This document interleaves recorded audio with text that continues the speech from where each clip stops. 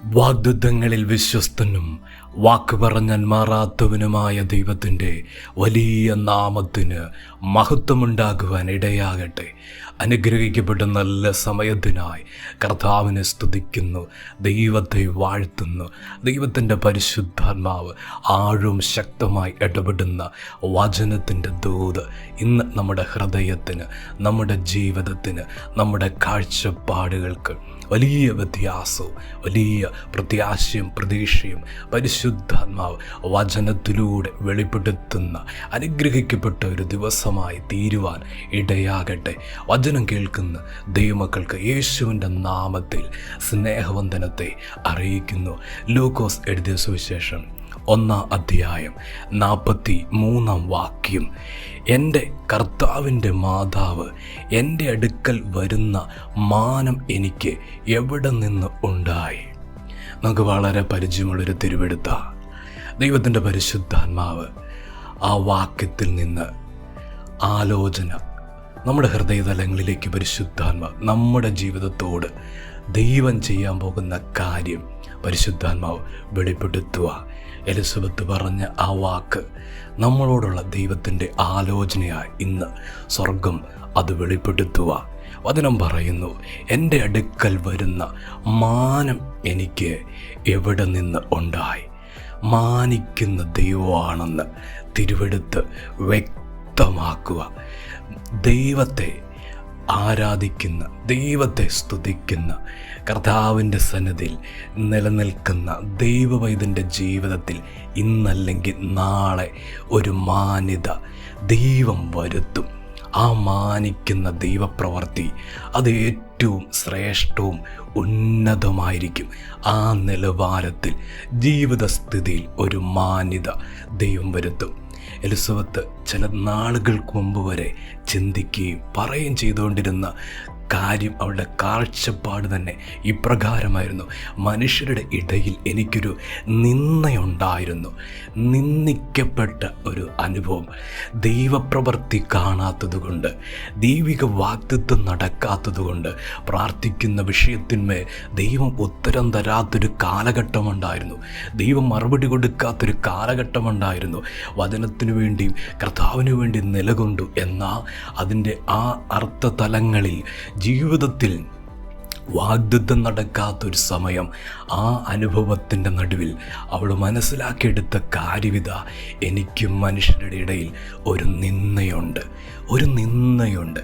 ദീർഘകാലം നിന്ദിക്കപ്പെട്ടൊരു വ്യക്തിയെപ്പോലെ നിന്ന ചുമക്കുന്ന, നിന്ന വഹിക്കുന്ന ഒരു പാത്രമായിരുന്നു, ഒരു ജീവിതമായിരുന്നു ഉള്ളത്.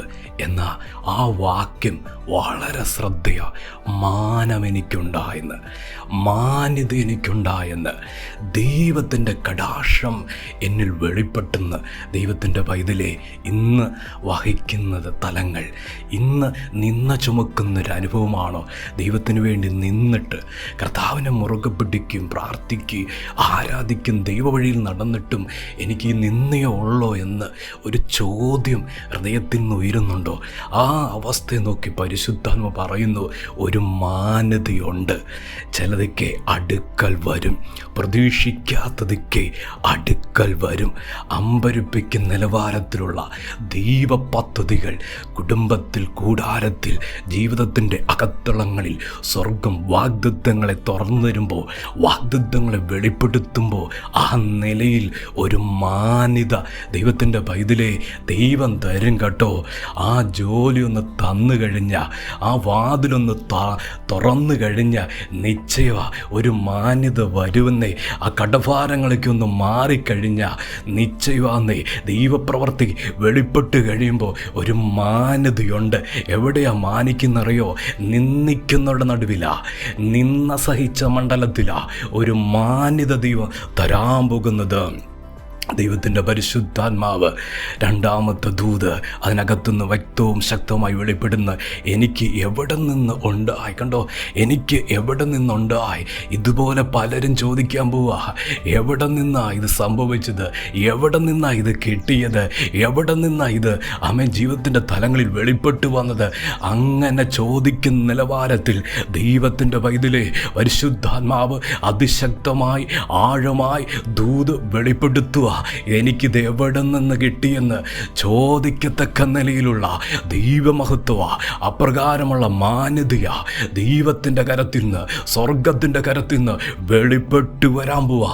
ദൂത് വിശ്വസിച്ചോ? ഇതിനകത്ത് ചലനമുണ്ട്, ഇതിനകത്ത് ദൈവപ്രവർത്തിയുണ്ട്. സ്വർഗം ആഴമായി വെളിപ്പെടുത്തുന്ന ആ വചനത്തിൻ്റെ മർമ്മം ഹൃദയത്തിൽ ഇന്ന് കുറിച്ചിടട്ടെ. എനിക്കൊരു മാന്യത, നിന്ദിക്കപ്പെട്ട മണ്ഡലത്തിൽ എനിക്ക് ദൈവം ഒരു മാന്യത തരാൻ പോവാ. എനിക്ക് എവിടുന്നതുണ്ടായെന്നിക്ക് ചിലർക്ക് ചോദിക്കാൻ പോവാ. ആ നിലയിൽ ദൈവം അനുഗ്രഹിക്കും, ദൈവം സഹായിക്കും. പ്രാർത്ഥിക്കട്ടെ. സ്നേഹവാനായ ദൈവമേ, സ്വർഗീയ പിതാവേ, ഇന്ന് കേൾപ്പിച്ച ദൂതിനായി സ്തോത്രം, ആലോചനയ്ക്കായി സ്തോത്രം. ജനത്തെ സഹായിക്കണം. ഒരു മാന്യത ദൈവം വെളിപ്പെടുത്താൻ പോവാ. ഇത് എവിടെ നിന്ന് കിട്ടി, ഇതെങ്ങനെ സംഭവിച്ചെന്ന് ചോദിക്കുന്ന നിലവാരത്തിലുള്ള കർത്താവേ അത്ഭുതം കർത്താവ് ജനത്തിനു വേണ്ടി കൽപ്പിക്കാൻ പോകുന്നതിനായി സ്തോത്രം. വചനം കേൾക്കുന്ന ദൈവമകളെ തൊടണം, അനുഗ്രഹിക്കണം, വിടുവിക്കണം, ദൈവം സഹായിക്കണം. ദൈവിക വാഗ്ദത്തങ്ങൾ കുടുംബത്തിൽ ഈ ദിവസങ്ങളിൽ സംഭവിക്കണം. വചനത്തിൻ്റെ ശക്തി കർത്താവേ അവരുടെ ജീവിതത്തിൽ വിടുതലായി മാറട്ടെ, ദൈവപ്രവർത്തിയായി മാറട്ടെ. കർത്താവ് അങ്ങനെ തൊടുന്നതിനായി സ്തോത്രം, സഹായിക്കുന്നതിനായി സ്തോത്രം ചെയ്യുന്നു. പ്രാർത്ഥന കേട്ടതിന് നന്ദി, യേശുവിൻ്റെ നാമത്തിൽ തന്നെ. ആമേൻ.